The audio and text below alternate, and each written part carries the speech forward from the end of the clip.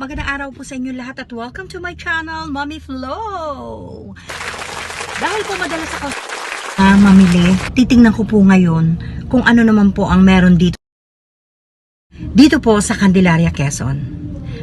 Change venue naman po tayo. Para naman fair, di ba? Ito po ay kalapit bayan ng aming bayan. So, halika, samahan niyo po ako. Pagbaba ko pa lang po sa sasakyan ay nakikita ko na ang lalaki ng kanilang mga parking spaces. Akala ko rin po nga walang operation ngayon ang department store na ito kasi walang masyadong tao. Pero naisip ko po baka naman napakaaga namin kaya naman walang tao. So dahil first time ko po, excited po agad akong pumasok at nakita ko po na sila po naman ay very good sa mga COVID protocols na pinag-uutos ng mga health department ek-ek. Tulad ng ibang establishment, meron silang temperature stand bago pumasok at meron din po sila sa gilid na wheelchair at yan po ay para sa mga disabled customers at very good po sila dyan. Check na check po yan. At very alert din po ang kanilang mga lady guards sa pagbubukas ng ating mga bags. At chinecheck po nila kung ano ang laman, kung meron po bang brief or meron pong panty. Joke po yan. Makintab po ang sahig at napakalinis po ng kapaligiran. Talagang feel ko na vloggerista ako.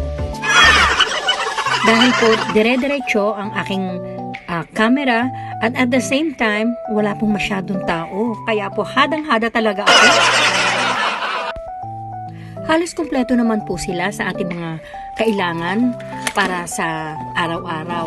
Kaya lamang po, syempre mapapansin po natin na vacant pa po ang ibang stall. So, syempre, siguro po dahil bago lamang ang department store na ito at soon, hopefully, ay mapuno na rin para lahat ng mga pangangailangan ng ating mga karatig bayan ay matugunan nila. Para po sa akin, napakagandang time pumunta dito sa lugar na ito.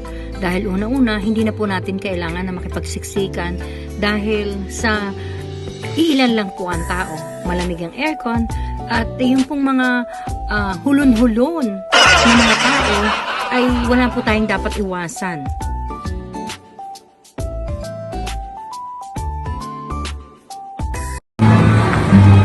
Bonggang-bongga din ang kanilang food court.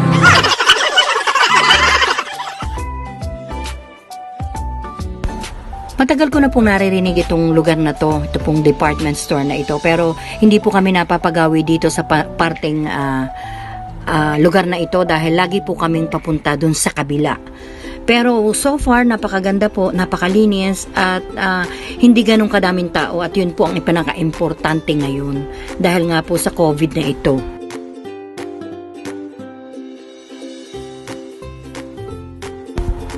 Ito pong part na ito, kaya po kami nagpunta rito, ito po talaga ang aming sadya. Kami po ay mamimili ng mga pagkain dahil nalaman po namin na baka po mag-lockdown. So, nagtitingin-tingin po kami at pareho din po dun sa kabila. Lamang ito po ay mas maliit na space, mas mahaba po yung kabila. At syempre, hindi ko po nalimutan na magtanong ng aking paboritong talong.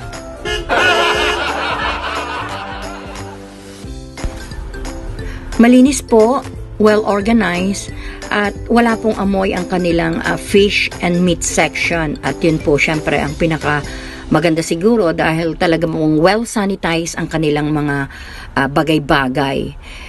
At eto na nga po, bigla ko na nga pong narinig ang intercom saying na bawal mag-video.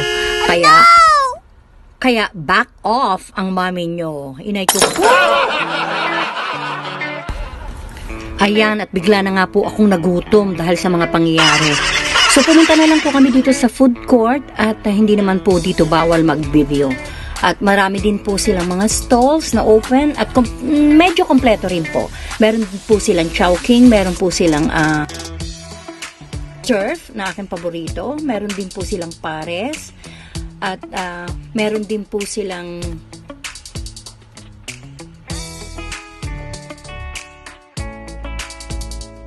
oishimaki na Japanese food at meron din po sila na Meron din pong patabsilog. At sa mga mahilig naman po dyan sa meat, meron din po silang back ribs, American Clubhouse, yan ang sabi. Kaya order po agad talaga ako. Titikman ko po kung talagang lasang American Clubhouse.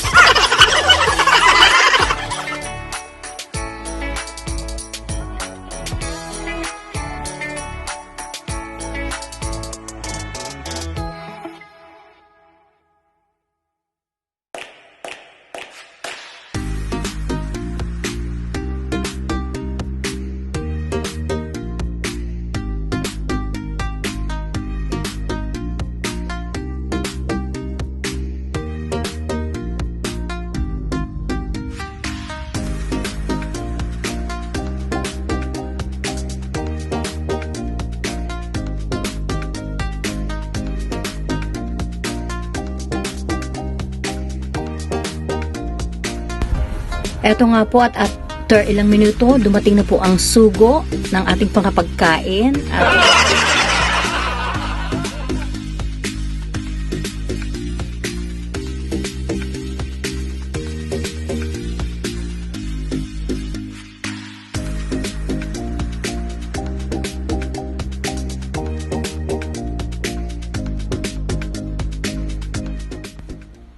sa lagay po na yan, ay ako po ay masakit pa ang ngipin.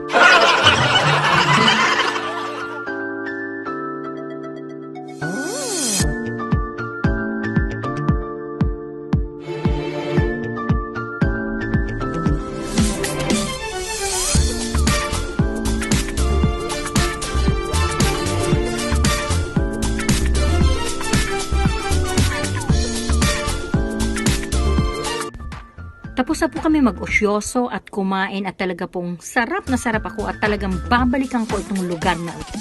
Kaya po sa inyo lahat, pumasyal po kayo dito at napakaganda nitong lugar. Importante po ay meron pong food court na talaga pong busog na busog kami.